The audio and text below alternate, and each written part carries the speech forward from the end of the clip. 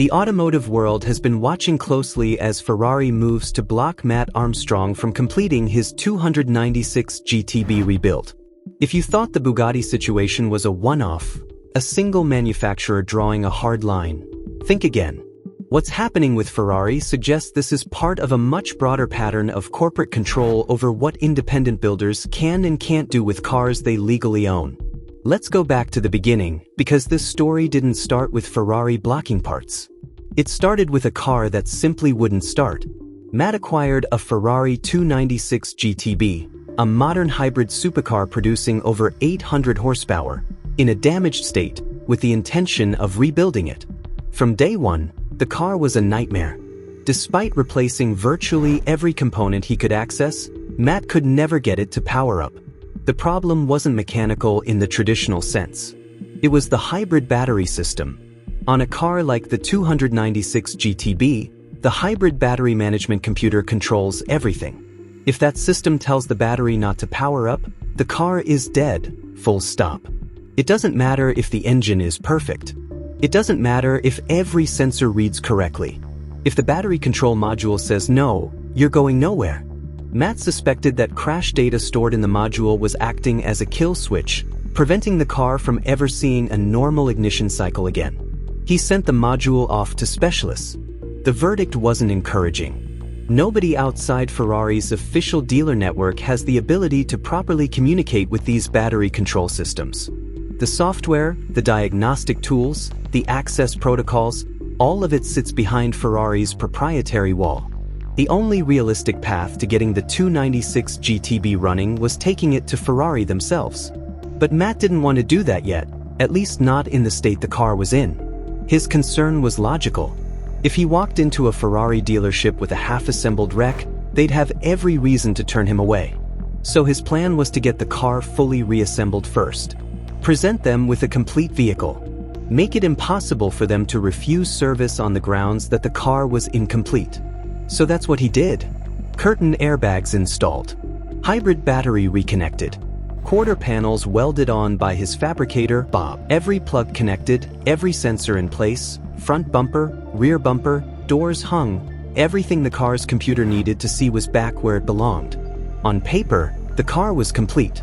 It should have started. It didn't. Flashing hazards, hybrid system failure warning, go to dealer.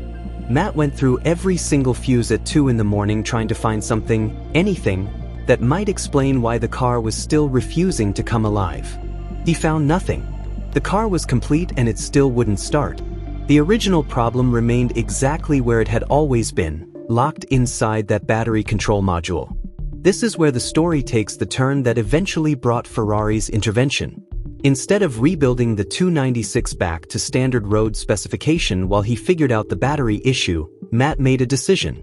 He was going to transform the car into something unique, a road-registered 296 that wore the full body kit from the 296 Challenge, Ferrari's dedicated race car variant. Wider fenders, a full race diffuser, a high-mounted rear wing, aggressive front bumper, the full conversion, built using genuine Ferrari Challenge components. When you order parts through Ferrari's system, certain components are flagged. Structural parts, safety-critical items. These typically require authorization before they'll ship. Matt tested the system methodically, working through the parts list to see what he could actually order. Standard road car parts went through without issue. Then he tried the Challenge kit. Surprisingly, Ferrari's system initially allowed him to order race car body components using his road car VIN number. No flags. No authorization requests. The parts shipped. Matt was aware this might not last. He said as much publicly, acknowledging that once the project got attention, Ferrari might step in and close the gap in their ordering system. But for now, the parts were coming, and the build was moving forward. Fitting race car components to a road car is never straightforward, and this was no exception. The rear bumper and diffuser required custom mounting brackets to be fabricated and welded to the crash structure. The road car's parking sensors had to be drilled into the race bumper. The reverse camera needed to be relocated and integrated into the Challenge rear grille. Bob fabricated a custom exhaust, using Valvetronic downpipes and SVJ tips that exited through the Challenge bumper's different outlet positions.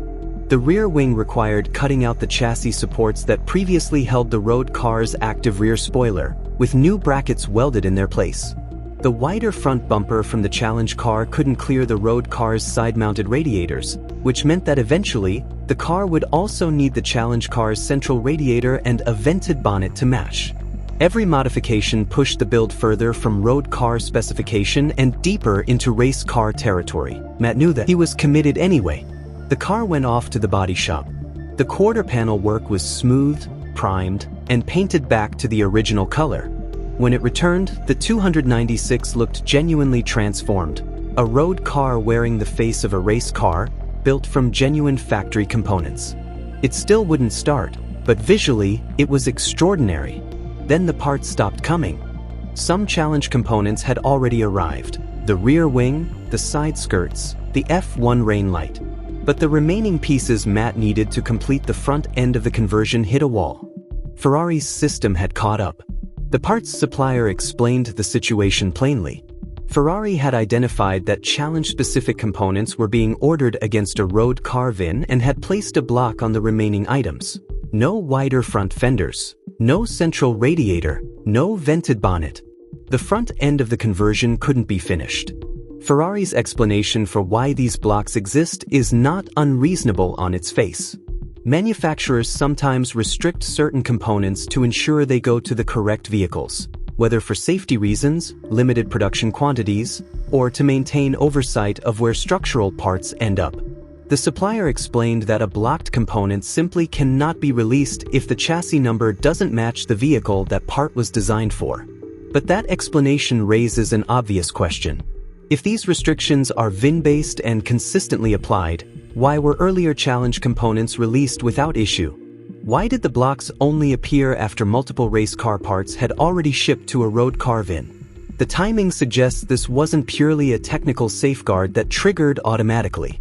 It looks more like a policy decision, someone at Ferrari becoming aware of the project and choosing to intervene. Matt explored every avenue he could think of. He reached out to owners of actual 296 challenge cars, asking if any of them would be willing to order the remaining parts on his behalf. Every single one refused. Not because they didn't want to help, but because none of them were willing to risk damaging their relationship with Ferrari. That response tells you something important about how carefully people manage their standing within high-end manufacturer circles. The brand relationship is treated as something fragile and valuable, worth protecting even at the cost of helping someone else out. The result of all of this is that the build is now stalled in a genuinely difficult position. Matt can't complete the challenge-style conversion because the final front-end components are blocked. But he also can't simply reverse the build back to standard road specification. The structural modifications already made to accommodate the race wing mounts mean the car has moved too far from its original configuration to easily undo. And through all of this, the original problem has never gone away. The battery control module still prevents the car from starting. That issue requires dealer-level diagnostic access that Matt cannot obtain independently. The 296 GTB sits in Matt's workshop, visually transformed, mechanically unresolved, and stuck in the middle of two problems that feed into each other. This is the third time in recent months that we've watched manufacturer control create significant obstacles for an independent builder. Bugatti refused to sell parts for the Chiron rebuild and publicly stated the car could not be disassembled outside their own facilities. Matt proved that was wrong by doing it anyway. Now Ferrari has used its parts authorization system to stop the 296 challenge conversion before it could be completed. The details differ between the two cases, but the underlying dynamic is the same. A private individual, working on a car they legally own, hits a wall erected by the manufacturer. Not because the work is unsafe, not because the car is being misused, but because the manufacturer has the infrastructure to control what parts flow where and chooses to exercise that control. The debate this raises is real and it matters beyond Matt's workshop. Modern performance cars, particularly hybrids and EVs, are increasingly dependent on proprietary software, closed diagnostic systems, and manufacturer-controlled parts networks. Independent mechanics, salvage builders, and private owners are finding that legal ownership of a vehicle doesn't translate into the ability to independently maintain, repair, or modify it. The right to repair conversation has existed for years in the motorcycle, agricultural, and consumer electronics industries. The high-performance automotive world is now having its own version of that conversation in real time. Ferrari stopped supplying the components Matt needed to complete the 296 challenge conversion. The car remains in his workshop, unfinished, unable to start, and caught between a race car build that can't be completed and a road car configuration that can't easily be restored. What Matt does next, and whether he finds a path forward, remains to be seen. But the situation he's in is no longer just a story about one car and one builder. It's a case study in how much control manufacturers retain over their vehicles long after the sale, and what that means for anyone who buys a damaged supercar and tries to bring it back to life on their own terms.